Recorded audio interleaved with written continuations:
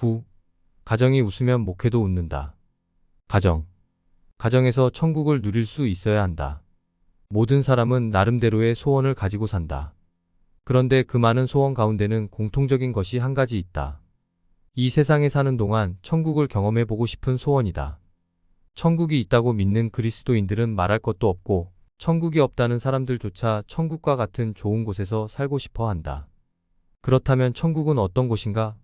성경에 의하면 천국은 영원토록 행복한 곳이다. 죽음도 없고 슬픔도 없으며 아픔도 없고 고통도 없는 곳, 늙고 병들고 쇠하는 일도 전혀 없는 곳이 천국이다. 서로 미워하거나 질투하거나 싸우는 일도 없고 오직 사랑과 기쁨이 넘치는 그 자체가 천국이라고 말씀한다.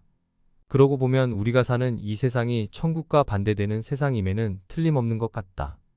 죽음도 있고 슬픔도 만연하며 아픔과 고통이 가득한 곳, 늙고 병들고 다치고 싸우며 미움과 시기와 분쟁과 질시가 끊일 날이 없다. 그래서 우리에게는 예수님이 필요하다. 예수님을 믿고 영접하여 성령으로 거듭나야만 이 땅에서도 천국을 맛볼 수 있기 때문이다.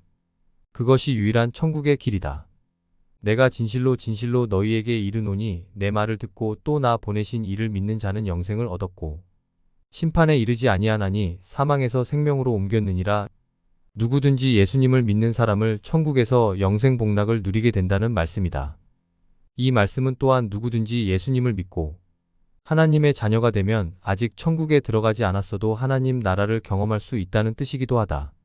예수님이 내 심령 안에 있으면 초막이나 궁궐이나 그 어디나 하늘나라가 되는 체험을 하게 된다는 것이다. 특별히 하나님은 천국의 모형인 교회와 가정을 세우셔서 이 땅을 사는 동안 우리에게 천국의 기쁨을 누리도록 허락하셨다. 그래서 목회자들은 힘을 다하여 교회 사역을 한다. 어떻게 하면 성도들이 교회에서 천국의 기쁨을 누리게 할 수 있을까?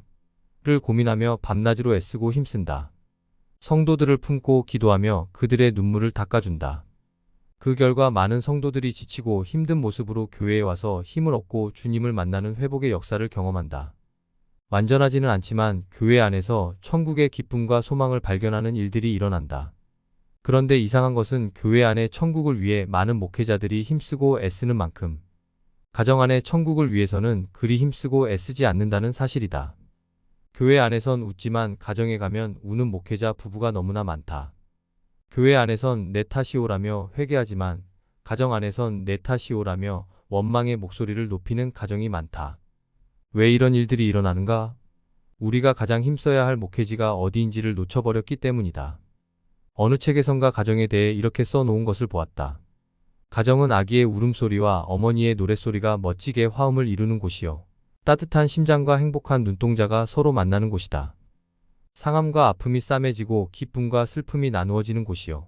어버이가 존경받고 어린이들이 사랑받는 기쁨의 공동체다. 조촐한 식탁일지라도 왕궁이 부럽지 않고 돈도 그다지 위세를 부리지 못하는 곳이요.